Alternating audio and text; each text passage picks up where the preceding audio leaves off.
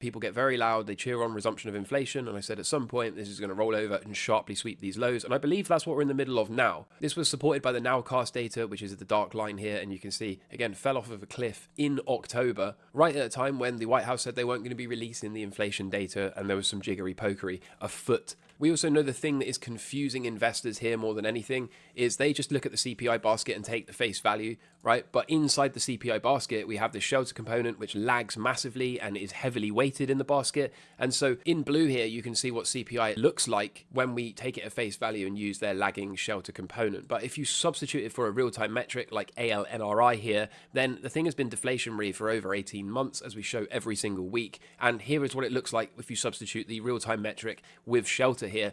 We have been well under 2% inflation since about the middle of 2023. So the whole inflation is sticky or resumption of inflation is indeed a PSYOP. I continue to make this case, and I will continue to make this case all the way until either this is invalidated or we finally reach that deflation to confirm and validate my overall call, and then we'll move on to another call. But for now, I think it's impossible to say anything other than we have been nailing inflation ever since we publicly called the top of it.